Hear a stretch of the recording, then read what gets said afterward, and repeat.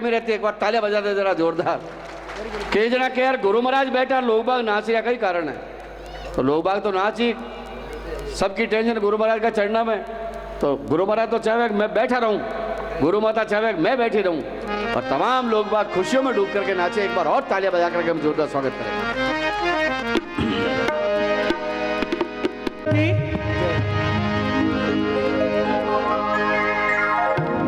बाबा रामदेव जी के जीवन का सबसे सुंदर वृतांत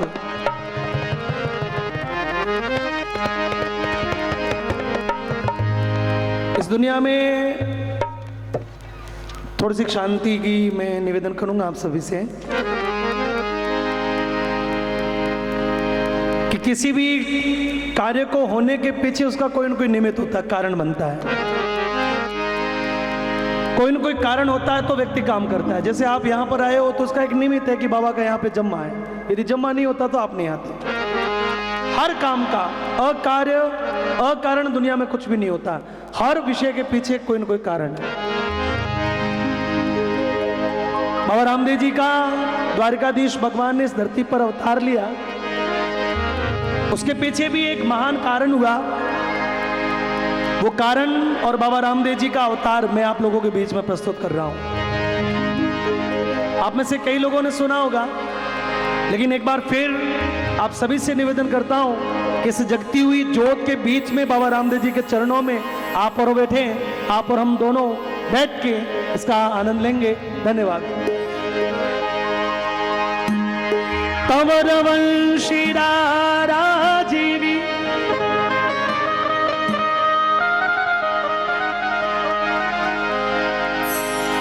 तवर वंशी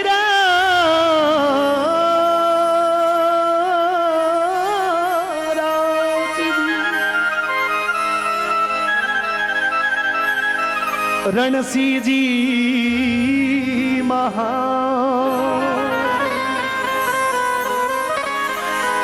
ओ जिन कुली जनी राम दे गावा में गुण गा।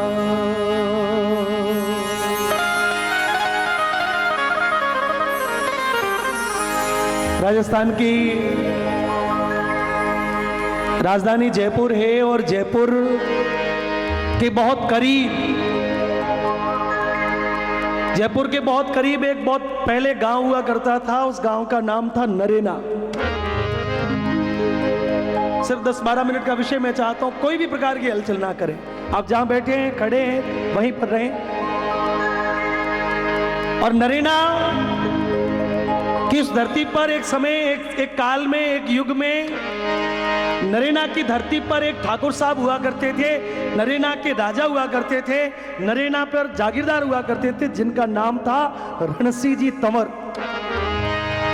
क्षत्रिय कुल में तंवर गोत्र में रणसी जी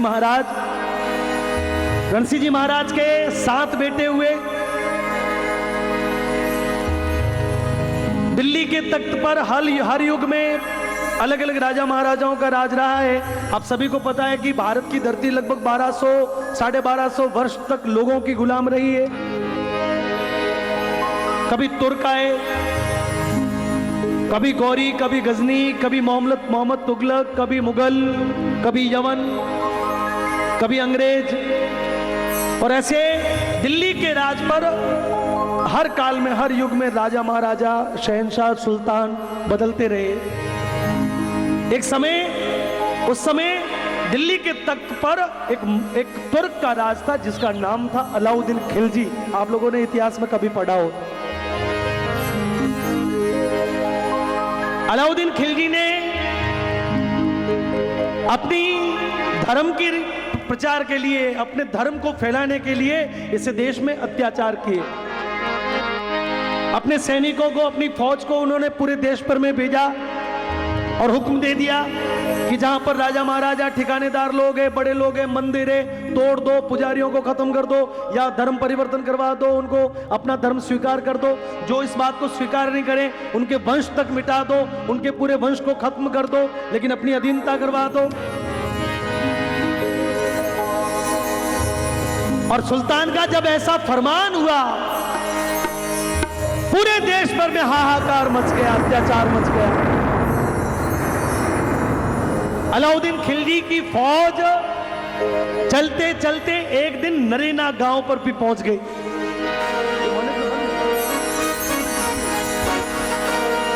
और नरेना की धरती पर जब उसने हमला किया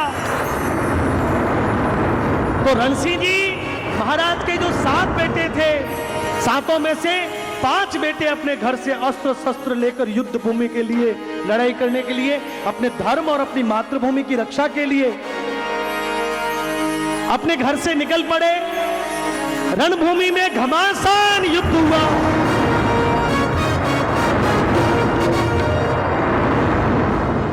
चारों तरफ हाहाकार हुआ, मारकाट मची। अलाउद्दीन खिलजी की फौज बड़ी थी, वे तो 5 भाई थे, लेकिन पांचों भाई अपने शौर्य का परिचय देते हुए, अपने धर्म, अपनी संस्कृति, भारत की इस परंपरा को निभाते हुए वीर गति को प्राप्त हो गए। तीनों ही, चारों ही, पांचों ही उस युद्ध भूमि में, रणभूमि में, इस मिट्टी में समा गए। मित्रों, आप सभी से निवेदन करना चाहता हूं कि जब वो 5 बेटे वीर गति को प्राप्त हो गए तो पीछे बचे 2, जिसमें से एक का नाम था अजमाल जी महाराज और दूसरे थे जिनका नाम था धनरूप सिंह जी। अजमाल जी महाराज के कोई औलाद नहीं थी। धनरूप सिंह जी के 2 बेटियां थी, एक का नाम था लाछा और दूसरी सुगना। लेकिन धनरूप सिंह जी ने काशी विश्वनाथ की भक्ति करते करते जीवित समाधि ले ली और तब अजमाल जी महाराज को वो सब कुछ अच्छा नहीं लगा। वहां पर उन्होंने अपने गांव को छोड़ दिया, अपनी पत्नी मैना देवी जी को साथ में लेकर और उन दोनों बेटियों को साथ में लेकर अजमाल जी महाराज वहां से चल दिए। और चलते चलते चलते बाड़मेर जिला है, जिस जिले से मैं आप लोगों के बीच में आया हूं, पाकिस्तान की जहां सीमावर्ती क्षेत्र है, और उस जिले में एक छोटा सा दौरा, अभी जो आपने स्क्रीन पे देखी, रेतीले सहराए रेगिस्तान जैसा मरुस्थल, रेत का समंदर, और उस शिव तहसील में अजमाल जी महाराज आकर, एक गांव है, उस गांव का नाम है उंडू कश्मीर, वहां पर आकर अजमाल जी महाराज बस गए। समय का काल चक्र चलता रहा, समय अपनी गति से चलता रहा और समय के काल चक्र के साथ में अजमाल जी के घर में कोई औलाद नहीं हुई। अजमाल जी बांझ रह गए। अजमाल जी 1, 2, 3, 4, 5, 10, 12 साल तक उन्होंने पैदल द्वारकाधीश की यात्रा की, भगवान से मांगा, लेकिन भगवान ने नहीं सुना। अब देखिए, ये कहने सुनने में बड़ा सरल लगता है, लेकिन जिसके औलाद नहीं है वो तो दुख वही जाने जिसके नहीं है। अजमाल जी, मैना देवी जी बड़े दुखी कि यदि ये औलाद नहीं हुई तो आगे वंश कैसे बढ़ेगा, ये तंवर वंश यही समाप्त हो जाएगा। अब देखिए, समय बीतता जा रहा था और एक समय सावन महीना, जेठ आषाढ़ महीनों तप्यो, सावन महीना में इंद्र भगवान की कृपा हुई, चारों तरफ काला काला मेघ और मरुधर डोरा धरती में इंद्र भगवान कृपा की, बारिश हो गई, बरसात हो गई मूसलाधार। रात में इंद्र बरस्यो, प्रभात में अजमाल जी महाराज सोचो, अपने मन में विचार कियो कि जार गांव वाला ने पूछ रहा हूं, गांव वाला ने शुभकामना दे दूं कि बड़ी अच्छी बारिश हुई है, गांव के लोगों को शुभकामना दे दूं। ऐसा विचार कर अजमाल जी महाराज अपनी हवेली से नीचे उतरिया और किसान अपने कंधे पर हल राख और खेतों की तरफ निकल पड़ा। अब देखिए, किसान खेतों की तरफ जा रहे हैं, अजमाल जी महाराज उनको शुभकामना देने के लिए जा रहे हैं, और एक पतली गली में दोनों का आमना सामना हो गया। किसानों ने जैसे ही अजमाल जी को देखा तो अजमाल जी को देखती उन्होंने वो बीज की पोटली थी उसको फेंक दी वापस, और वापस घूम गए, वापस मुड़ के अपने घर की तरफ चले गए। अजमाल जी देखते रह गए क्या हो गया। एक दिन, 2 दिन, 3, 4, 5 सप्ताह बीत गया। एक दिन अजमाल जी महाराज जैसे ही किसानों को आते हुए देखा, अजमाल जी महाराज खड़े रह गए। दूरी से किसान जब वापस घूमने लगे तो अजमाल जी महाराज ने आवाज लगाई, बोले भाई 1 मिनट के लिए रुक जाओ, और पूछा, अरे गेरी गेरी बिरखा भाजा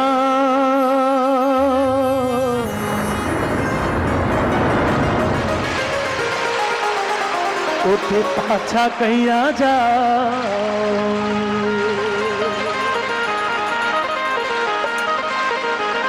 गेरी गेरी बिरखा भाजा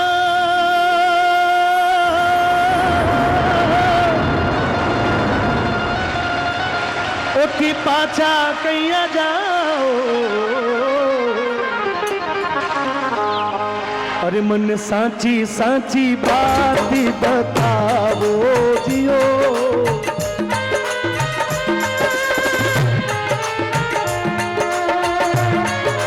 अजमल घर बता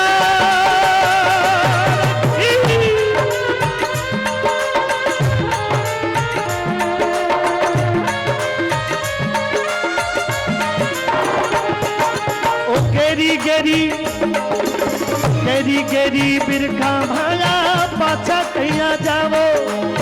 गेरी गेरी बिरखा भाया पाछा कहिया जावो। माने साची साची बात बता ओ जियो। खम्मा खम्मा खम्मारे कबरे अजीमानुरा। रूनी चिरा राजा हेलो सांभळो जियो। रूनी चिरा राजा हेलो सांभळो जियो। खम्मा खम्मा खम्मारे कबरे अजीमानुरा।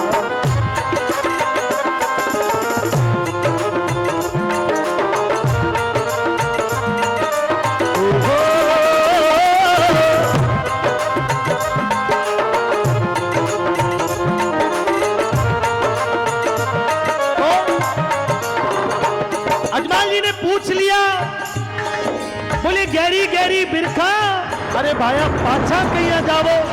इतनी बढ़िया भगवान की कृपा हुई है, बरसात हुई है, इंद्र भगवान कृपा की है मरुधर भूमि पर, और आप अपने खेत में नहीं जा रहा, बीज नहीं डाल रहा, बीज नहीं बाओला तो खाओला कहीं। क्या बात है। अब देखिए किसी ने सामने नहीं कहा, एक व्यक्ति धीरे धीरे आगे आया और बोला, अरे थे तो अजमल जी बीरा,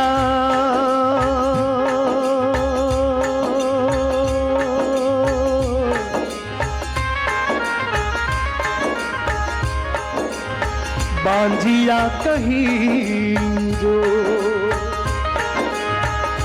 थे तो अजमल जी बीरा,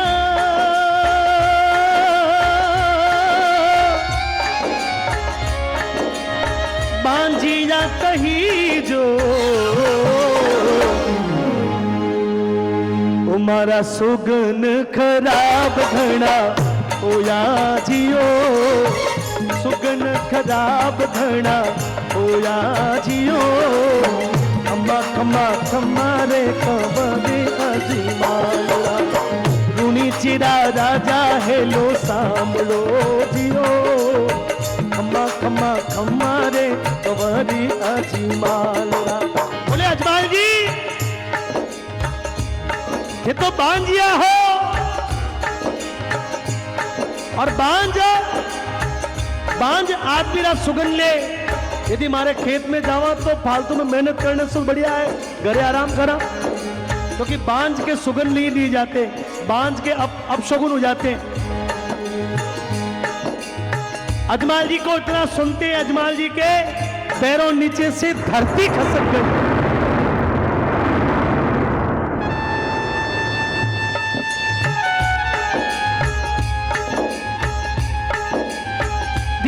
धीरे धीरे हिम्मत करके वो अपने घर पहुंचे।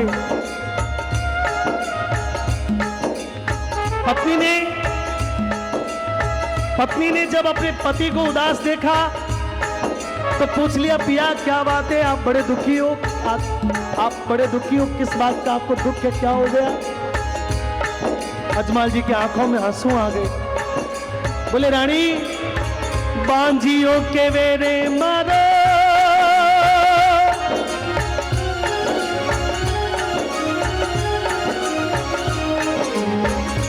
बांझियों के मेरे मारो मुख नहीं देखे, बांझियों के वे मारो मुख नहीं देखे।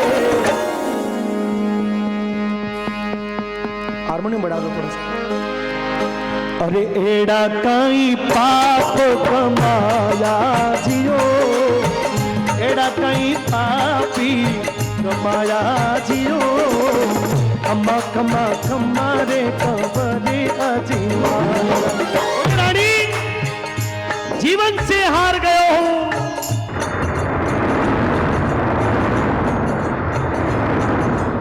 पूरी दुनिया पांजियों बोले ये जो प्रजा है ये मेरी औलाद के समान है, और आप प्रजा भी हमारी शक्ल नहीं देखनी पसंद करे। बोले रानी मैं हार गयो हूं और भगवान पर मारो भरोसा उठ गयो है। माता बहने बैठी है। अमूमन कई बार होता है घर में जब पतिदेव जब उदास होते हैं तो नारी शक्ति का रूप है माता जी, कई बार होता है। और कभी ऐसा होता है कि हम देखते हैं तो पूछ लेते हैं कि आज क्या बात है, थोड़े यूं आज आप उदास लग रहे हो। और कोई भी परेशानी जब बताते हैं तो वो धीरज देती है कि आप चिंता ना करो, भगवान सब बढ़िया करेगा। इसी प्रकार से मैना देवी ने भी अजमाल जी महाराज को कहा कि हे पतिदेव पिया जी चिंता ना करो, आप 12 साल तक द्वारकाधीश करने मांगे है, 12 साल तक आपने द्वारकाधीश का दर्शन किया है, एक बार मारे कहना सो 13वीं बार फिर चले जाओ और इस बार द्वारकारो नाथ आपने मन री इच्छा जरूर जरूर पूरी कर से। बाजरी का लाडू बना दिया। अजमाल जी ने कहो कि भगवान ने भोग लगाई जो। अजमाल जी फिर एक बार द्वारका रे रास्ते चल पड़ा। सर्दी गर्मी बरसात उड़बाना पांव में छाला सब तकलीफ दुख सहन करता भगवान री एक आस्था लिए हुए अजमाल जी महाराज द्वारका रे मार्ग पर चाल रहा। चलता चलता द्वारकाधीश ने दरबार चौखट पर पहुंच गया। अब माथो पटक अपनो सर चौखट पर रख रोने लग गया। बोले भगवान 12-12 साल तक पहला आयो, आपने मुझे नहीं सुनी, इस बार 13वीं बार फिर आ गयो और इस बार यदि नहीं सुनोगे तो इस चौखट पर सर पटक पटक कर मर जाऊंगा, पर वापस नहीं जाऊं। अजमाल जी महाराज रो रहा है, आंखों में आंसू है। सर उठा के देखा तो भगवान की मूर्ति मुस्कुरा रही है। सर उठा के देखा तो भगवान की मूर्ति मुस्कुराती हुई नजर आई। अजमाल जी महाराज का क्रोध और बढ़ गया। बोले भगवान थारा भक्त रा दुख देख और तू हंस रहे हो, थारे भक्त रे आंखों में आंसू है, तू हंस रहे हो। और रीस में और तो कुछ था नहीं कि बाजरे का लाडू है जो भोग लगाने वास्ते लाया। अजमाल जी महाराज थैली में सु निकाल और मूर्ति रे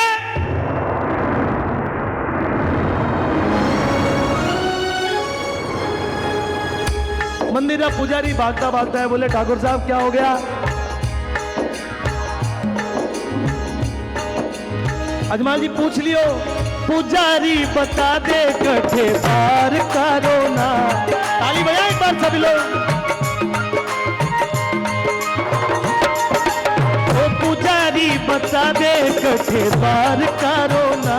मैं तो दर्शन करीबाने आयो जियो, दर्शन करीबाने आयो जियो। खम्मा खम्मा खम्मा रे कबरे अजीमा। रुनी चिरा राजा हेलो सांभलो जियो। खम्मा खम्मा खम्मा रे कबरे अजीमा। अब फिर वही बात जो मैंने पहले कही थी।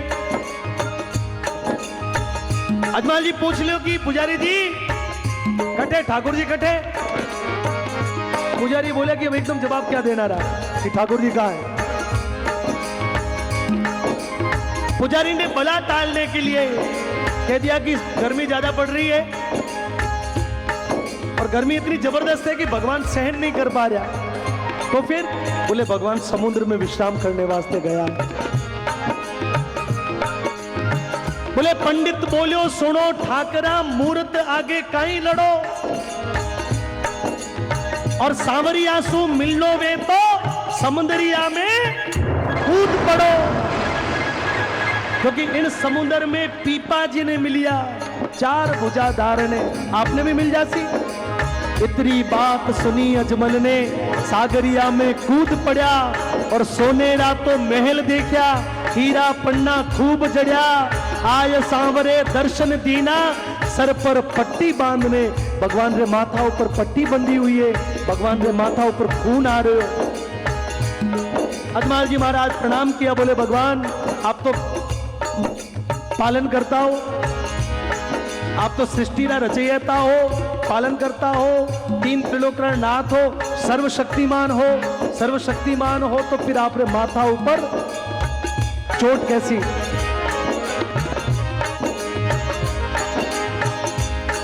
भगवान मुस्कुराता कह दियो कि अजमल थारे जरा कई बड़ा भगत है, कोई मारे बाजरी रे लाडू री मार दी। अजमल जी कहो भगवान मैं तो भी मूर्ति रे मारी, आप रे चोट की कराई। सज्जनों, मित्रों, माताओं, बहनों, आप सभी से कहना चाहता हूं कि भारत की संस्कृति ने पत्थर में भगवान के दर्शन किए। विश्व में ऐसा कोई संप्रदाय नहीं जिसने पत्थर में भगवान को माना है। बालदुरी जी बैठे हैं। बालदुरी जी आपको बताना चाहता हूं कि हमारा